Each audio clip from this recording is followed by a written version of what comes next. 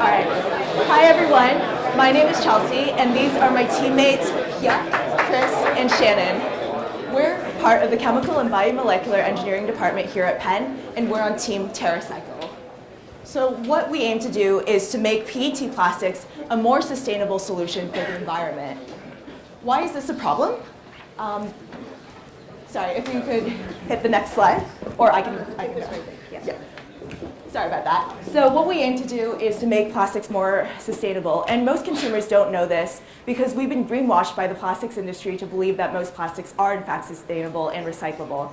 In fact, only less than 10% of all plastics ever made have been recycled, and the main issue with this is because it's expensive and it's also really complicated to recycle contaminated and mixed plastics feedstocks.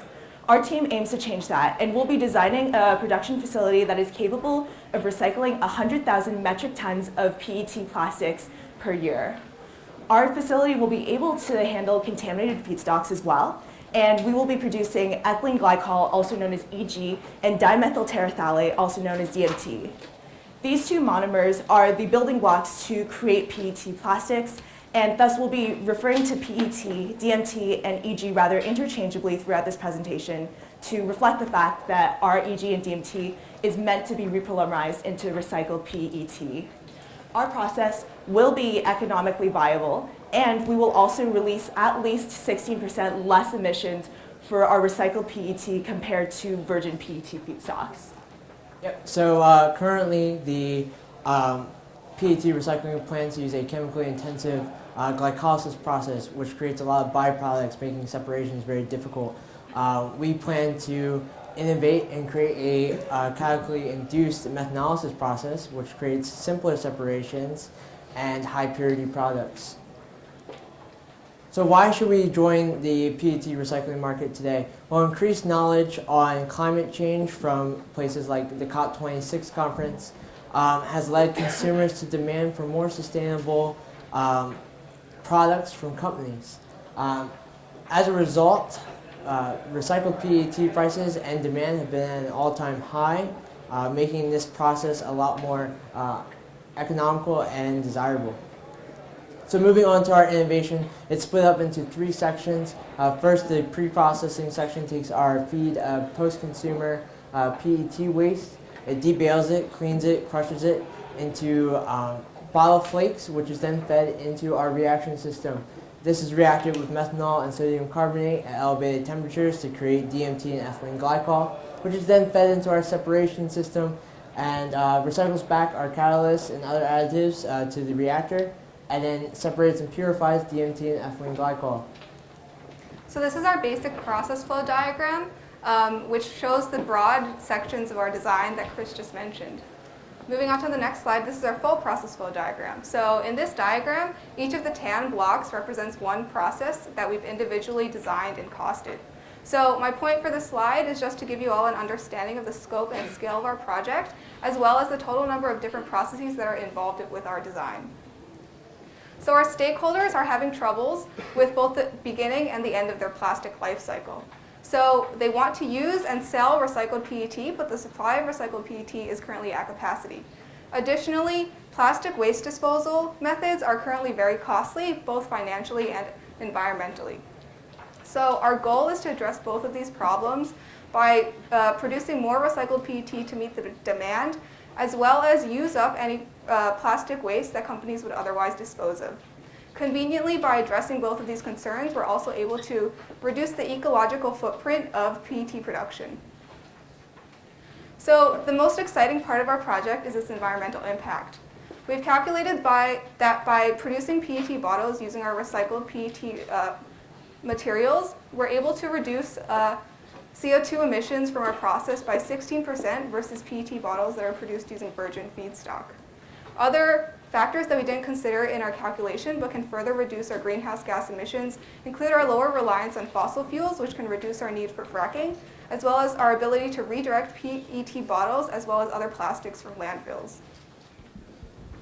Now, because of the vast use of PET in our everyday lives, as we can see in today's event with the PET bottles, the recycled PET made from our products will touch upon stakeholders of all the steps of a PET's life cycle, starting from the beginning and even in the middle of the process.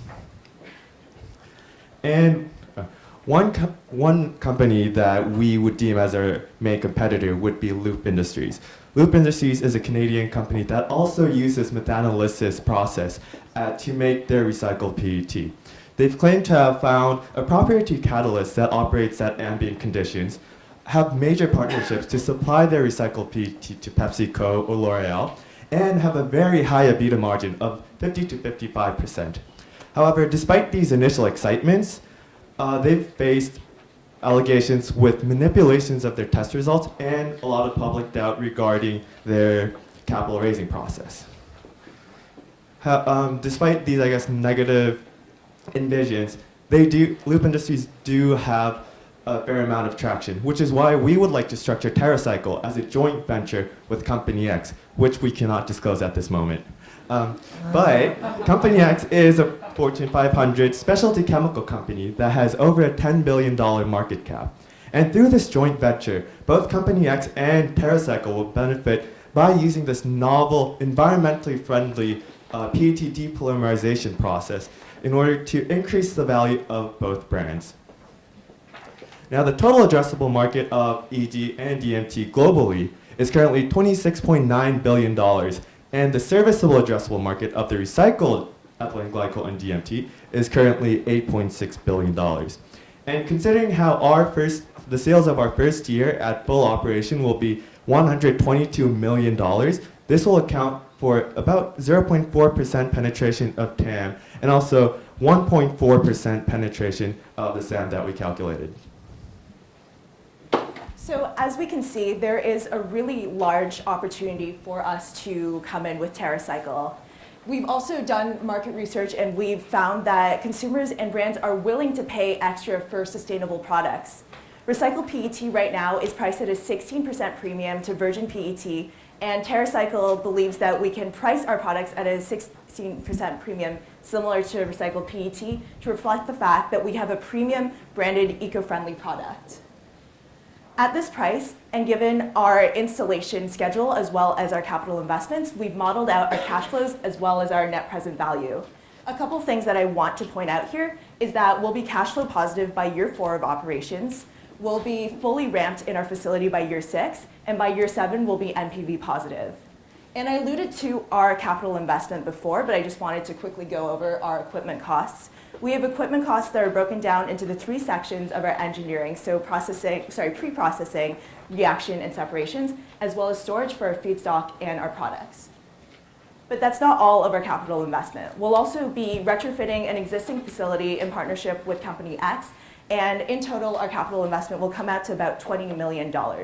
This means that we're going to break even in year 11, and we're going to have a gross profit margin of 34.5%. So overall, I wanted to thank you all so much for listening to our presentation today. We found a way to make recycled ethylene glycol and dimethyl terephthalate both affordable and extremely sustainable, and we're excited to make PET plastics an eco-friendly reality in the future. Thank you so much.